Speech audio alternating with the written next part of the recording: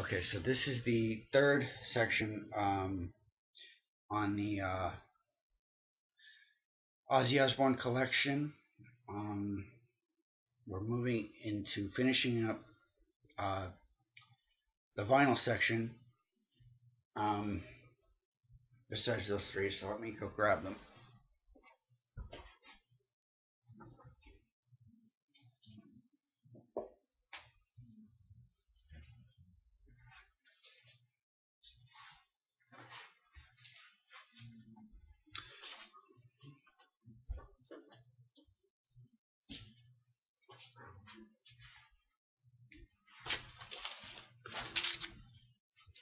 Okay.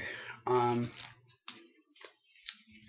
to start, um, starting with um, bringing up the Black Sabbath. This is Black Sabbath Star Gold. This is basically a it's a compilation album, it's a double album that covers um, everything to the mid 70s, so almost to the end of their career. It doesn't have anything off of Technical Ecstasy or Never Say Die. Um, Pretty incredible track listing. Um, and oh, hold on real quick.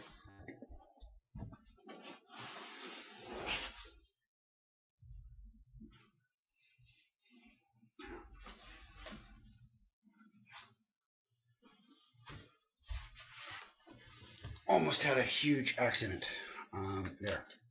Anyway, um, this is a really good pick. I picked it up, I think, for like $10.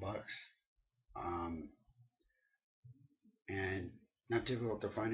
It's a great way to get a taste of um, the old school um,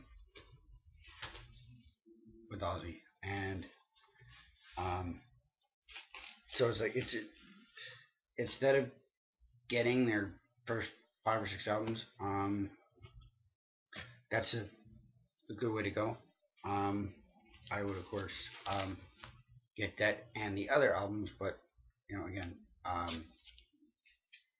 take your time. Okay. Ozzy Osbourne, Park at the Moon, original '83. Um, Pressing.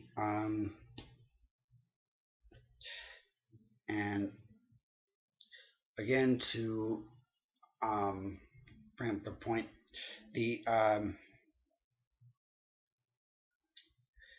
one of the things in the research that I did on the most recent release of this album on CD was that, again, the mixing and quality and the overall sound of it had changed and it was altered. And they said that one of the things I found interesting that they said about it was that younger generation would prefer the O2 version because it sounded more up to date. Um, and I'm one of those people, even though I would be in that younger generation, I'm one of those people that want to hear as close as possible the original interpretation because I want to hear the album as close to I can to when it was originally released. So that's why I like to go and get originals because I want to capture that sound as much as possible. Um, and all that make it and getting a remaster and making it sound louder doesn't really do anything because you know if I want to listen to it louder, I can turn it up myself. Um, which and then to get on another tangent was something that was said about the latest Megadeth Peace Sells, but Who's Buying? Um, that was done again, which is, you know, I know that the music industry is just being absolutely slaughtered because of downloading. But I mean, seriously, they're asking full price for an album that's 25 years old. In that case, there's the big deluxe, you know, absolutely insane to buy, 5 CD, 3 LP, you know, posters and flags and pictures and all that for, a ridiculous amount of money. Um, and all that. And it's like, you know, how many times do you need to buy the same album? You know, um, I promise that that'll be the last time I do that. Um, because I know this just stay a slow and painful, pointless death. Um, and I know everybody watching is in complete agony. I know, and I apologize. Sometimes yeah, that happens. Anyway, um, okay. Um, Live Mr. Crawley EP. Picked this up cheap at one of the places that I go digging through for records, and was really happy to get that. Um, Diary of a Madman. Um,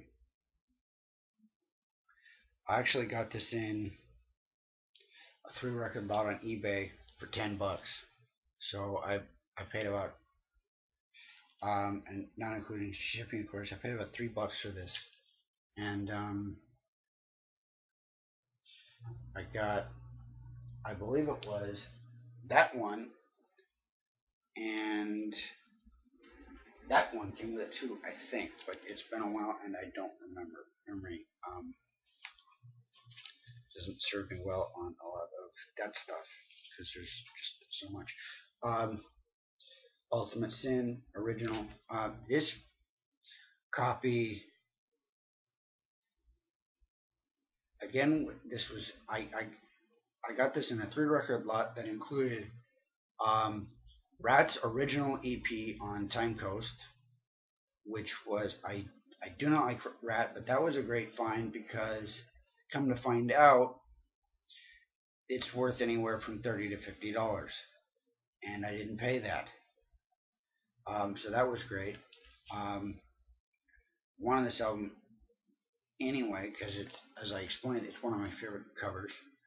Um, that one of the favorite period and definitely my favorite um,